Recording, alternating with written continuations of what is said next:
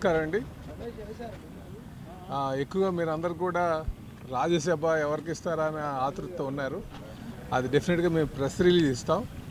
అయితే ఉన్న దాంట్లో ఒకటి మరి మా ఎన్డీఏ పార్ట్నర్స్ అయినటువంటి జనసేనకి కేటాయించడం జరిగింది. మిగతా 3 కూడా తెలుగుదేశంకి ఉంటుందని తెలియజేస్తున్నాం.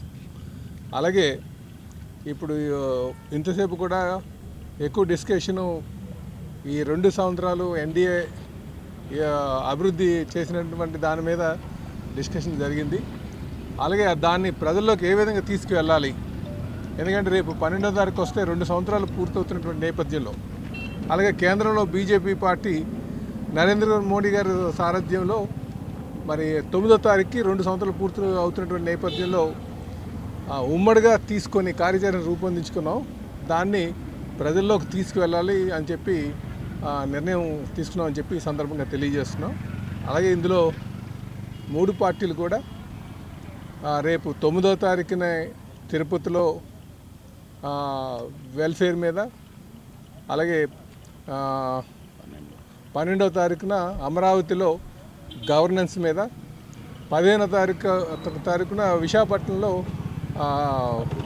డెవలప్మెంట్ మీద, అభివృద్ధి మీద కార్యక్రమం తీసుకుంటున్నామండి. దాంతోపాటు మిగతా రోజులు ఏదైతే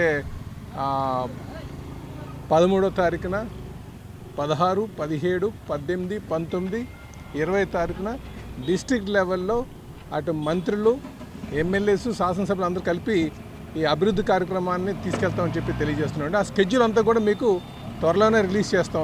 మీకు ఈరోజు ఈవినింగ్ కానీ, లేట్ నైట్ కానీ, లేకపోతే రేపు మార్నింగ్ కానీ పూర్తిగా ఈ స్కెడ్యూల్ అంతా రిలీజ్ చేస్తాం.